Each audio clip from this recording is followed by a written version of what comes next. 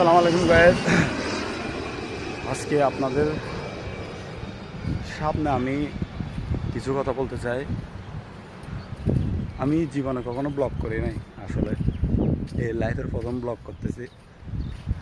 আমার কোনো ব্লগের প্রতি কোনো এক্সপিরিয়েন্স নেই, করার চেষ্টা করতেছি আর কি আস্তে আস্তে।